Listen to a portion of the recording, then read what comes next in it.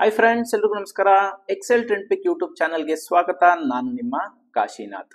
Friends, last Monday ಅಂದರೆ Japanese ಮಾರ್ಕೆಟ್ನ biggest fall ಆಯಿತು. ಅದನ್ನ ಬ್ಲ್ಯಾಕ್ ಮಂಡೇ ಅಂತಾನೆ ಕರೆದ್ರು. 1987 ಆದಮೇಲೆ ಇಷ್ಟು ದೊಡ್ಡ ಫಾಲು ಒಂದು ದಿನದಲ್ಲಿ ಜಪಾನ್ ಮಾರ್ಕೆಟಲ್ಲಿ ಆಗಿರಲಿಲ್ಲ. ಸೊ ಇದು ಒಂದು reason. Next reason, American market ಅಂದರೆ ಅಮೆರಿಕನ್ ಎಕಾನಮಿ ರಿಸೆಷನ್ಗೆ ಹೋಗ್ತಾ ಇದೆ. ಥರ್ಡ್ ರೀಸನ್ನು ಬಾಂಗ್ಲಾದೇಶ್ ಇವತ್ತಿನ ಸಿಚುವೇಶನ್ನು. ಫೋರ್ತ್ ರೀಸನ್ನು ಹಮಾಸ್ ಮತ್ತೆ ಇಸ್ರೇಲ್ನ ವಾರ್.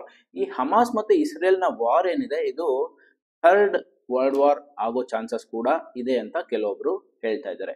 ಇದೆಲ್ಲ ರೀಸನ್ ಇಂದ ಆಗಸ್ಟ್ 1ನೇ ತಾರೀಕು ನಿಫ್ಟಿ ಲೈಫ್ ಟೈಮ್ ಹೈ ಅಂದ್ರೆ 25,000 ರೌಂಡ್ ಫಿಗರ್ ಹೈ ಮಾಡಿದ್ದ ನಿಫ್ಟಿ ಸೋಮವಾರ 3-4% ಕರೆಕ್ಷನ್ ಆಯಿತು. ಅಂದರೆ 700-750 ಪಾಯಿಂಟು ನಿಫ್ಟಿ ಕರೆಕ್ಷನ್ ಆಯಿತು. ಇದೆಲ್ಲ ರೀಸನ್ ಇಂದ. ಸೊ ಅದಾದ್ಮೇಲೆ ನಿಕ್ಕಿ ಏನು ಜಪಾನೀಸ್ ಮಾರ್ಕೆಟು 20-25% ಬಿದ್ದಿದ್ದಂಥದ್ದು 10% ಮೇಲಕ್ಕೆ ಹೋಯ್ತು. ಆದರೆ ಇಂಡಿಯನ್ ಮಾರ್ಕೆಟು 3-4% ಬಿದ್ದಿದ್ದಾದ್ಮೇಲೆ ಈಗ ಮೇಲಕ್ಕೆ ಹೋಗ್ತಾ ಇಲ್ಲ, ಅಲ್ಲಿಂದ ಬೀಳ್ತಾನೂ ಇಲ್ಲ. ಅಂದರೆ ವೇಟ್ ಅಂಡ್ ವಾಚ್ ಸಿಚುವೇಶನ್ ಅಲ್ಲಿ ನಿಫ್ಟಿ ಇಂಡಿಯನ್ ಮಾರ್ಕೆಟ್ಸು ಇದೆ. ಇದು ನಮಗೆ ಏನಂತಂದ್ರೆ ಚಾರ್ಟ್ ಅಲ್ಲಿ ಯಾವ ತರ ರೆಪ್ರೆಸೆಂಟ್ ಆಗ್ತಾ ಇದೆ, ಮುಂದಕ್ಕೆ ಏನಾಗ್ಬೋದು, ನೆಕ್ಸ್ಟ್ ವೀಕ್ ಅಲ್ಲಿ ಏನಾಗ್ಬೋದು, ಇದೆಲ್ಲದನ್ನು ಚಾರ್ಟ್ ನೋಡಿದ ತಕ್ಷಣ ಅನಲೈಸ್ ಮಾಡ್ಬೋದು. ಸೊ ನಾನು ಈ ಸಿಚುವೇಶನ್ ಅಲ್ಲಿ ನಿಫ್ಟಿಯ ಚಾರ್ಟ್ ನ ಯಾವ ತರ ಅನಲೈಸ್ ಮಾಡ್ತೀನಿ ಅಂತ ಈ ವಿಡಿಯೋದಲ್ಲಿ ನಾನು ನಿಮ್ಗೆ ಹೇಳೋದಕ್ಕೆ ಇಷ್ಟಪಡ್ತೀನಿ. ಸೊ ಈ ವಿಡಿಯೋ ಏನಾದರೂ ನಿಮಗೆ ಇಷ್ಟ ಆದರೆ, ಲೈಕ್ ಆದರೆ, ನಿಮ್ಮ ಫ್ಯಾಮಿಲಿ ಮತ್ತು ಫ್ರೆಂಡ್ಸ್ ಗ್ರೂಪಲ್ಲಿ ಶೇರ್ ಮಾಡಿ, ನನ್ನ ಚಾನಲ್ಗೆ ಸಬ್ಸ್ಕ್ರೈಬ್ ಆಗಿ. ಸೊ ಈ ವಿಡಿಯೋನ ಸ್ಟಾರ್ಟ್ ಮಾಡೋಣ ಬನ್ನಿ. ನೋಡಿ, ಮೊದಲನೇದಾಗಿ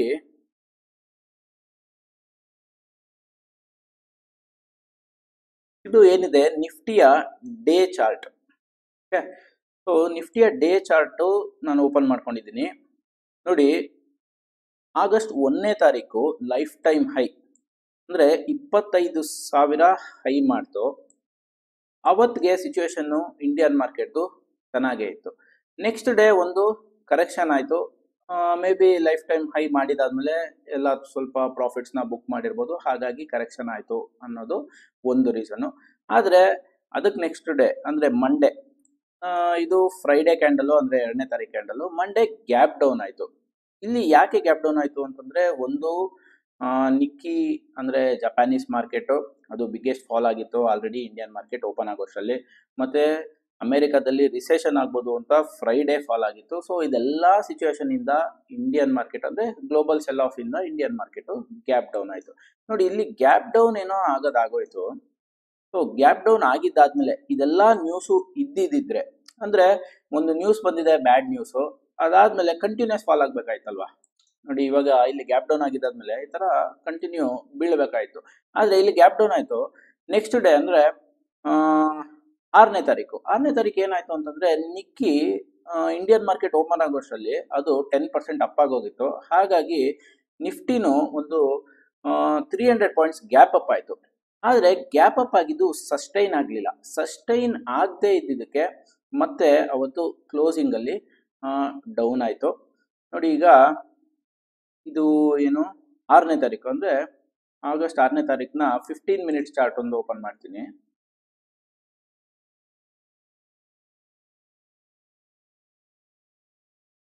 ನೋಡಿ, ಇದು 5ನೇ ತಾರೀಕು ಗ್ಯಾಪ್ ಡೌನ್ ಆಯಿತು. ಅಂದರೆ ಪ್ರೀವಿಯಸ್ ಡೇ ಇಲ್ಲಿತ್ತು, ಇಲ್ಲಿಂದ ಗ್ಯಾಪ್ ಡೌನ್ ಆಯಿತು. ಗ್ಯಾಪ್ ಡೌನ್ ಆದಮೇಲೆ ಫಸ್ಟ್ 15 ಮಿನಿಟ್ಸ್ ಕ್ಯಾಂಡಲ್ ಇಲ್ಲಿ ಲೋ ಬ್ರೇಕ್ ಆಯಿತು. ಲೋ ಬ್ರೇಕ್ ಆದಮೇಲೆ ಮತ್ತೆ ಫರ್ದರ್ ಡೌನ್ ಆಯಿತು.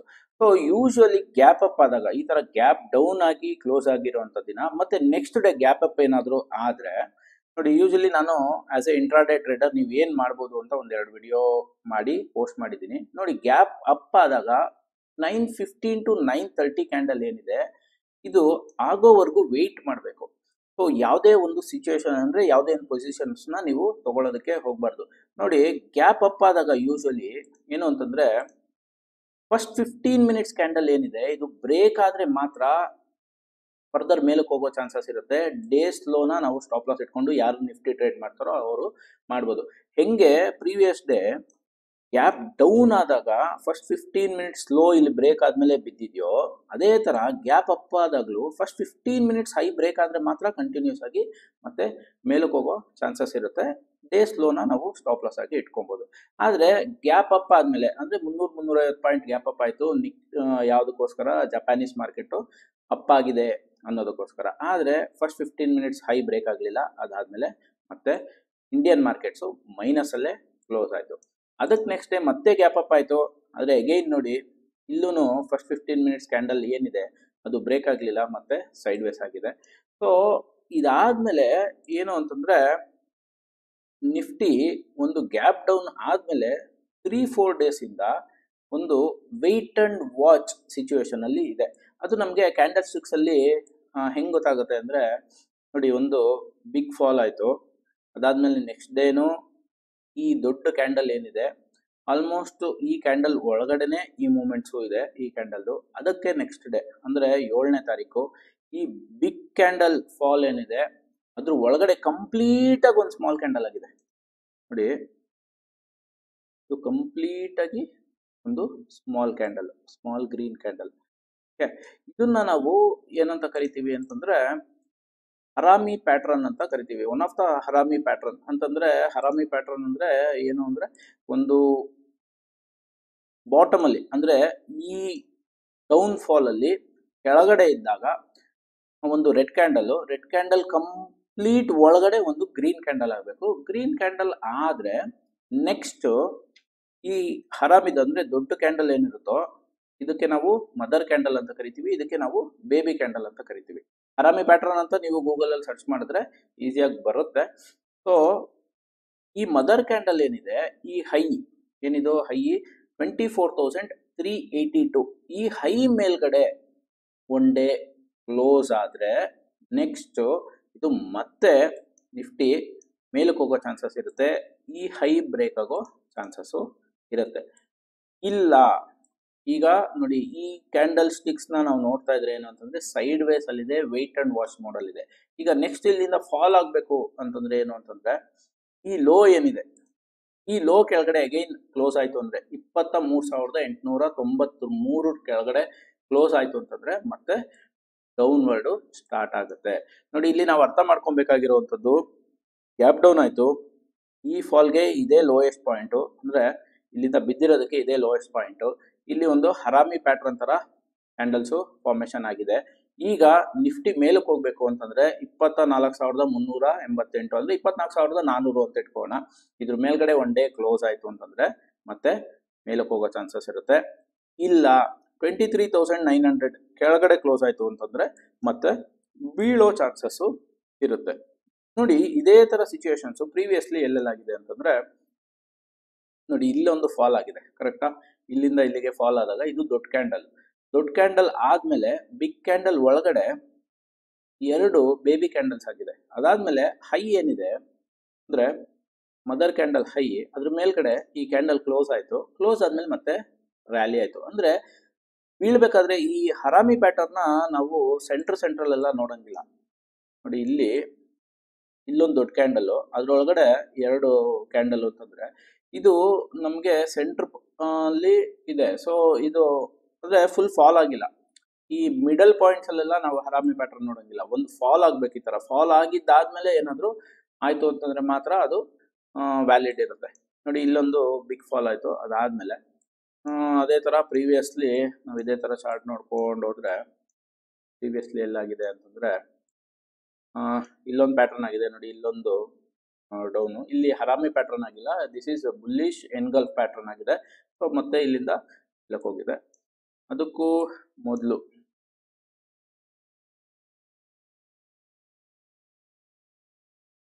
ಇಲ್ಲೇನಿದೆ, ಇಲ್ಲಿಂದ ಫಾಲ್ ಆಯ್ತು.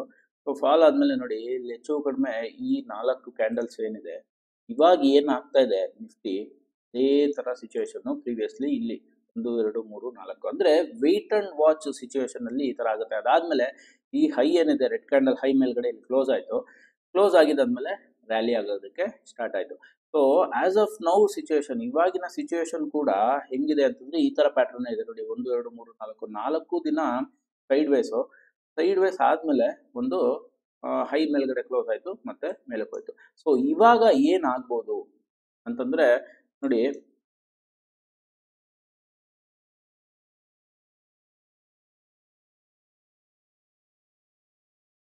ಇದೇ ತರ ಈಗ ಒಂದು ಗ್ಯಾಪ್ ಡೌನ್ ಆಯ್ತು, ಸೊ ಸೈಡ್ ವೇಸು. ಸೊ ಇಲ್ಲಿ ಡಿಸೈಡ್ ಮಾಡ್ತಾ ಇದ್ದಾರೆ ಅಂದ್ರೆ market is the supreme. Market ಯಾವ ಕಡೆ ಇರುತ್ತೆ ನಾವು ಆ ಕಡೆ ಡೈರೆಕ್ಷನ್ ತಿಳ್ಕೊಬೇಕು ಒಂದು. ನೆಕ್ಸ್ಟ್ ಚಾರ್ಟ್ಸ್ ಅಲ್ಲಿ ಎಲ್ಲ ಗೊತ್ತಾಗುತ್ತೆ. ಸೊ ಫಸ್ಟೇ ನಮಗೆ ಗೊತ್ತಾಗೋ ಚಾನ್ಸಸ್ ಇರುತ್ತೆ. ಸೊ ಹಾಗಾಗಿ ಚಾರ್ಟ್ ರೀಡಿಂಗ್ ನ ನಾವು ಕಲ್ತ್ಕೋಬೇಕು. ಇಲ್ಲಿ ಡೌನ್ ಆಯ್ತು, ವೆಯ್ಟ್ ಅಂಡ್ ವಾಚ್ ಮೋಡಲ್ ಇದೆ, ಗ್ಯಾಪ್ ಅಪ್ ಆಯ್ತು ಒಂದು ದಿನ, ಇಲ್ಲಿ ಬಿದ್ದಿದ್ದಾದ್ಮೇಲೆ ನೆಕ್ಸ್ಟ್ ಡೇ ಗ್ಯಾಪ್ ಅಪ್ ಆಯ್ತು. ಗ್ಯಾಪ್ ಅಪ್ ಆದಾಗ 9:15 to 9:30 ಕ್ಯಾಂಡಲ್ ಹೈ ಬ್ರೇಕ್ ಆಗಲಿಲ್ಲ ಅಂತಂದ್ರೆ ಮೇಲಕ್ಕೆ ಹೋಗಲ್ಲ. ಸೊ ಅದಾದ್ಮೇಲೆ 9:30 ಕ್ಯಾಂಡಲ್ ಲೋ ಬ್ರೇಕ್ ಆಗಿ ಅದಾದ್ಮೇಲೆ ಕಂಟಿನ್ಯೂಸ್ ಡೌನ್ ಆಯ್ತು. ಸೊ ಈ ತರ 9:15 to 9:30 ಕ್ಯಾಂಡಲ್ ಯಾವಾಗ ನಾವು ಯೂಸ್ ಮಾಡ್ಬೇಕಂದ್ರೆ ಗ್ಯಾಪ್ ಅಪ್ ಆದಾಗ ಫರ್ದರ್ ಅದ್ ಮೇಲಕ್ಕೆ ಹೋಗ್ಬೇಕು ಅಂತಂದ್ರೆ ಅದರ ಹೈ ಬ್ರೇಕ್ ಆಗ್ಬೇಕು.